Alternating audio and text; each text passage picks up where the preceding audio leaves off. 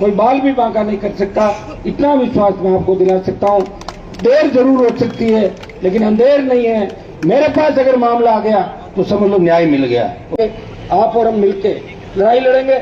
मैं तो आह्वान करता हूं आपको, अगर राजस्थान के अंदर आप लोग हमारे साथ आ जाएं तो 120 सीट आएगी राजस्थान के अंदर। देखने की आवश्यकता है।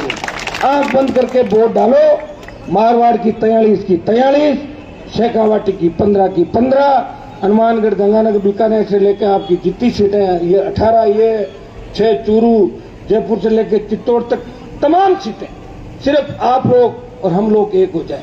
मैं तो चाहता हूं कि विधायक आपके ज्यादा बने और मजबूत विधायक बने। विधायक बना के भी क्या कर लोगे? देखें आपने विधायक जो आपकी बात नहीं कह पाते, विधानसभा के अंदर बैठे रहते हैं, अगर नहीं बोल पाते तो कह रहे मैं तो बाहर जाके आ रहा हूँ, चले जाते हैं। अपनी पार्टियों के खिलाफ बोलने की हिम्मत हर किसी के अंदर नहीं होती और हिम्मत उन्हीं लोगों के अंदर होती है जो अपने कैरियर की चिंता नहीं करते। लोग कैरियर बनाने के लिए आते हैं राजनीति के अंदर। मैं कई लोगों को देखता हूँ जो पहली बार एमएलए बने, जिनकी उम्र 25-30 साल है। मैं उनको कहता हूँ तुम बोलते क्यों नहीं? बोले भाई साहब हमारा कैरियर तुम्हारा 2-3 दिन पहले सड़क पे था, बन गया होगा, आगे क्या रहेगा आगे नहीं रहेगा। चुनाव में जब दोबारा लोग वोट देंगे तभी तो कैरियर रहेगा। लड़ो, साथ दोगे तो आपकी कौम, समाज, किसान, तमाम लोग याद रखेंगे। दुर्भाग्य से जो क्रांति राजस्थान के अंदर आनी चाहिए वो अभी तक राजस्थान में नहीं आई। आप देखिए देश के अंदर 25 से ज्यादा स्टेट होंगे जहां इस देश में आपके जो ज्यादातर राज्य हैं उनके अंदर तीसरे मोर्चे और क्षेत्रीय पार्टियां बन गई। कहीं तो कांग्रेस और भारतीय जनता पार्टी का आता पता ही नहीं। बीच में यूपी से दलित की बेटी मायावती लंबे समय तक मुख्यमंत्री रही, 2-3 समाजों को साथ लिया, फिर सपा रही। बीजेपी बहुत पीछे चली गई थी। कांग्रेस तो खाता ही मुश्किल से खोल पा रही उत्तर प्रदेश के अंदर। यही हालात कांग्रेस के बिहार के अंदर है। महाराष्ट्र से लेकर तमाम जो बड़े स्टेट है उसमें कांग्रेस और भारतीय जनता पार्टी वेंटिलेटर पे चली गई थी। वहां की क्षेत्रीय पार्टियों ने मजबूती से लोगों का साथ दिया, लोग उनके साथ थे। दुर्भाग्य से राजस्थान में क्षेत्रीय पार्टियां बनी नहीं। राजस्थान की कौन सी क्षेत्रीय पार्टी बताओ मुझे जो लंबे समय तक जिसने संघर्ष किया? ये राष्ट्रीय लोकतांत्रिक पार्टी राजस्थान की क्षेत्रीय पार्टी है। उपचुनाव लड़े, पालिका पंचायत चुनाव लड़े और तमाम जगह हर व्यक्ति को मौका दिया। आज हमारे मेघवाल समाज जो नागौर से प्रधान जी आते हैं वो राष्ट्रीय लोकतांत्रिक पार्टी के। शेरगढ़ विधानसभा क्षेत्र जहां किसी ने सोचा नहीं होगा कि आरएलपी की चामू में मेघवाल जो नरेगा के अंदर काम करती थी उसको प्रधान राष्ट्रीय लोकतांत्रिक पार्टी ने बना के देश में संदेश दिया। और प्रधान जी ने मुझे टेलीफोन पे कहा था कि यहाँ जब कहा कि साहब मेरी भी बनने की इच्छा, हम भी आए थे आपके वहाँ, तो मैंने कहा प्रधान जी बनने की इच्छा तो बना दे, क्या दिक्कत आ रही है? बोले साहब पैसे वैसे नहीं है। मैंने कहा आप चिंता ही मत करो, आप तो तैयारी करो। उनको प्रधान भी बना दिया, उनको बिठा भी दिया कुर्सी पे। सारा काम क्या ये मैं ऐसे ही नहीं कह रहा हूँ, ये वो बातें जो रिकॉर्डेड बातें। प्रयास का ही परिणाम है कि आप 2-3 घंटे इंतजार कर रहे हो, नहीं तो आप तो 15 मिनट नहीं करते किसी का इंतजार। आपके मन में कहीं न कहीं मेरे प्रति इज्जत है और मैं आपको विश्वास दिलाता हूँ जो इज्जत प्यार प्रेम आपने मुझे दिया मेरे परिवार को 45 साल से ज्यादा वोट देते हुए आप लोगों को हो गए।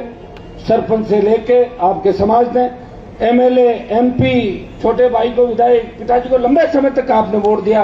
हार जीत कुछ भी हुई होगी लेकिन आप हमेशा डटे रहे, हमारा विश्वास करते रहे।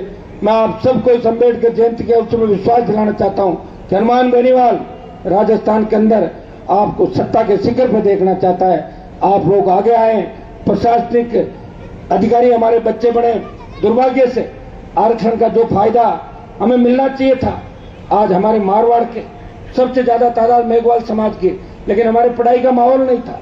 हमारे नेताओं ने पढ़ाई की बात नहीं करी। अगर पढ़ाई की बात करते तो हमारे बच्चे 50 साल पहले, 60 साल पहले बहुत आगे चले जाते। पढ़ाई नहीं होने की वजह से आरक्षण का पूरा फायदा भरतपुर, अलवर और जयपुर के अंदर शेड्यूल कास्ट के भाइयों ने उठाया, लेकिन हम पीछे रह गए।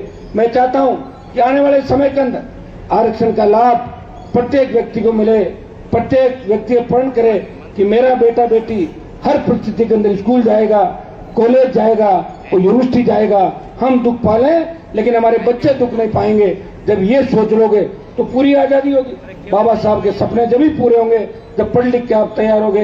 नन्ही बिटिया ने कविता के माध्यम से जो बात कही, इस बात को आपको अंगीकार करना होगा। आप दुर्भाग्य से देखिए कोई सुनने वाला नहीं है। 4 लोग मिल जाते हैं, कलेक्टर मिल जाता है, सत्ता पक्ष एमएलए एमपी मिल जाते हैं, उसके बाद कौन सुनने वाला। तो भाइयों, हमें हमारे लोगों को मजबूती देनी है जो आपकी बात को जयपुर और दिल्ली के अंदर मजबूती से उठा सके। मैं इतना ही विश्वास आपको दिलाता हूं, आने वाला समय आपका है। जो ऐतिहासिक कार्यक्रम आपने नगर परिषद के अंदर बाबा साहब की मूर्ति स्थापित करके एक मैसेज पूरे राजस्थान के अंदर दिया, देश के अंदर दिया, मैं बधाई देता हूं। समिति के अध्यक्ष भजन सिंह जी के साथ साथ सचिव ओपी वर्मा जी, कैलाश वर्मा जी, जगदीश कुरडिया जी पार्षद, भीखाराम जी, ओम प्रकाश जी, तमाम लोगों को, और हमारे एमएलए साहब यहाँ चले गए हबीबुर रहमान जी, भाई नारायण, हमारे केआर बागड़िया साहब जो लगातार आपके लिए आरक्षण के लिए SC ST OBC के लिए हमेशा लड़ाई लड़ते हैं, शिक्षक संघ के भाई हमारे हरिराम जी पवार, परिसंघ के अध्यक्ष भंवरलाल जी, अनिल जी बारूपाल, श्रवण मेहरा प्रधान जी, किरण सुकाड़िया जी, अजाक के जिलाध्यक्ष सुखराज जी पुनड़, पार्षद हरिराम जी, RLP के जिला हनुमान जी भाकर, हमारे विजय लक्ष्मी जी, नीतू बोत्रा जी और तमाम शंकर जी, तमाम जो हमारी टीम है, हमारे आगरा से जो पधारे बनते जी, आगरा से दमपुत्र जी, सम्मानित मंच, किसी का नाम लेना रह गया था अगली बार और ले लूंगा, दोबारा बीच में रहता हूं आपके।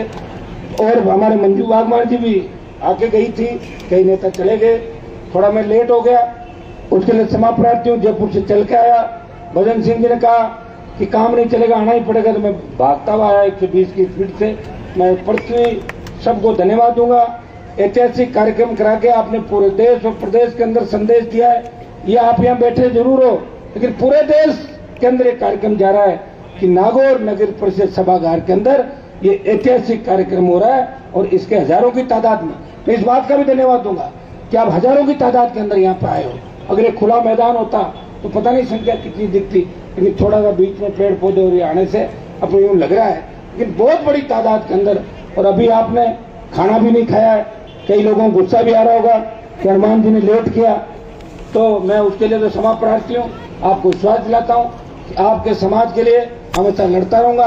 अपील भी करूंगा दूसरे समाजों से, जो शेड्यूल कास्ट हमारे SC ST के भाइयों पे जिस तरह अत्याचार बढ़ रहे हैं, उन पे कमी कैसे आए, बार बार हम मीटिंग भी लेते हैं, प्रयास भी करते हैं। मैं आपको भरोसा दिलाता हूँ, आप सब सुरक्षित हैं, चिंता नहीं करें, थोड़ी हिम्मत रखें। हिम्मत के साथ इस लोकतांत्रिक व्यवस्था में कोई बाल विचार करने के लिए, तो मैं तो कांग्रेस के कई भाइयों को कहना चाहता हूँ कि आचार संहिता तक तो मजे ले लो, और जैसे ही आचार संहिता लगे कूद के अपने अपने दलों में आ जाओ, अपने भाइयों के साथ आ जाओ, ताकि आने वाला समय ठीक रहे। ये हमारी लड़ाई नहीं है, हम तो जब चाहे एडजस्ट हो सकते हैं, तो चाहे तो दिल्ली में मंत्री बन जाओ, चाहे तो स्टेट तैयार पड़ा। ये लड़ाई मंत्री की नहीं है, ये लड़ाई प्रदेश में व्यवस्था परिवर्तन की लड़ाई है। आम आदमी, गरीब आदमी को न्याय मिले, थाने तहसील कचहरी में उसका सम्मान हो, कर्ज मुक्त किसान, फ्री बिजली, टोल मुक्त राजस्थान। किस बात का टोल ले रहे हो? कौन हिसाब किताब देगा? कौन आपकी पैरोकारी करेगा? हम चाहते हैं डिग्री से पहले रोजगार की गारंटी हो। हमारे जो आज जमीनों का अधिग्रहण और आप भारतमाला बनाई, कितना पैसा दिया लोगों को? लाख रुपए, 1.5 लाख रुपए पर बीघा दिया भारतमाला का। क्या फायदा हुआ इसका? पंजाब के अंदर, हरियाणा, हिमाचल, इस साइड में देखो कितना मुआवजा भारतमाला का पंजाब के अंदर मिला। यहाँ कोई बोलने वाला नहीं है।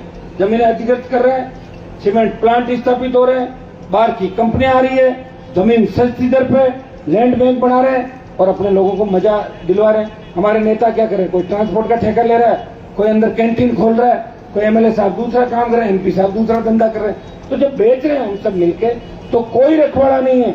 हमें सोचना होगा, और बाबा साहब ने जो अधिकार आपको दिए, इन अधिकारों का फायदा कैसे उठाएं, ये अधिकार